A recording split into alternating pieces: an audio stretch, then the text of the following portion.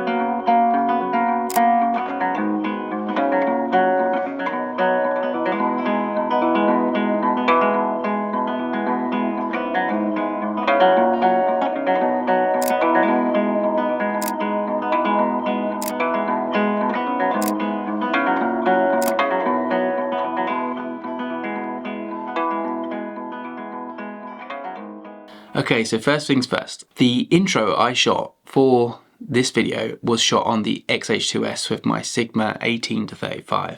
But the rest of the video, all that B-roll of me taking the shots around the harbour, was shot on my iPhone 15 Pro. If you didn't know, iPhone now allows you to shoot in ProRes and log format.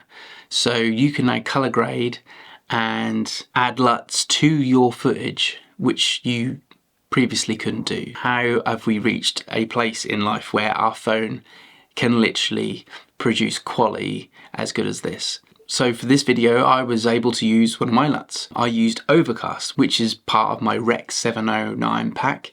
You can purchase these LUTs on my website. They're all on there ready for you to have a look at. And as we speak, I am in the process of creating some iPhone LUTs. So keep your eyes peeled for that. Now let's get on to the topic of this video, the TTArtisans 27mm, and why it's such a good pairing with the X Pro 3. Now the X Pro 3 for me doesn't need any more championing. If you know my channel, I am a big fan of the X Pro 3 and there are plenty of videos. There's one here that you can watch called 5 Reasons Why You Should Buy or Choose This Camera. So go check that out, but I need to talk more about this lens because this was sent to me a couple of months ago and it has lived on this camera since it has arrived. Now I do want to talk about the first kind of issue with this lens, and it is the vignetting. When you open up the lens to say 2.8, as you can see here, there is a bit of vignetting. But that's easily corrected if you just stop down a bit. As you can see here. But I also find that it adds a bit of character. This lens, I feel, for the price point, you are getting more than you bargained for. Okay, it's not perfect. And that's kind of the good thing. That's kind of what makes it great. It's what makes it kind of attractive. Perfection is definitely overrated in today's society. Everything's perfect.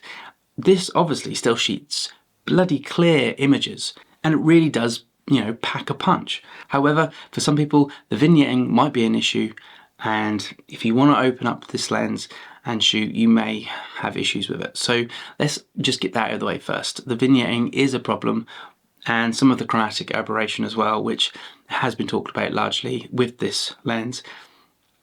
they're your kind of issues. Now, I am not being paid to say any of these things. I just think that this is such a better deal than buying something like the 27mm Fuji equivalent. Now, it's not to knock that lens, it's just that this, for the price, for British pound, is only 120, 24 pounds, where you're nearly paying £400 for the Fuji 27mm. One of the main differences is the weather sealing, and I know for some people that is really important, because if you're street shooting for a long time and it starts to rain and you want to be getting those, wet kind of images, then that's probably a big issue for you. So that would be probably why I don't think that this is weather sealed. It hasn't really clarified whether it is or not, but pretty sure it isn't. The titanium build is really nice. The clicked aperturing, I don't know if you can hear that, but that's really nice. So the build quality, I think, is really good for what you're paying. It's obviously a 27mm on a APS-C sensor, which is equivalent to about a 40mm, which is pretty close to what the eye sees. I just think it's such a versatile little thing.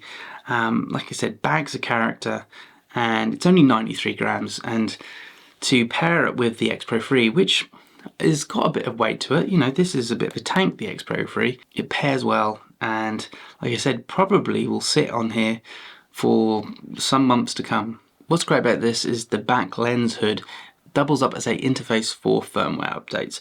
This should be in more lenses, so camera lens manufacturers, take note, because this is bloody great. All us photographers and videographers love this. So why am I so excited about this little lens? So for the price point, you are not going to get anything better than that. I really have struggled to pay less than £400 for a good lens lately. I am usually, if anything, going up and up and up. So to have something that is only just over £100 seems like such a good bargain for such a good little lens. As I said, the vignetting might be an issue for some people, but for me, I like it. It gives it character, and I don't always want perfection. I want something sometimes that gives it a little bit more character. I know you can add this in post, but sometimes it's fun to have it just be there, It's part of what it is. So look, thank you for watching and listening and hearing me ramble about this mighty little lens. For the price, I really do think you should give it a go at least. I do have a link in the description, so if you are interested, go through that link, and if you purchase it through that link, I will receive a small commission, so it will help me make more content like this. I am eternally grateful, as always, for you stopping by. Like I said, give this a go. Anyway, let's make some waves, and I will see you in the next one.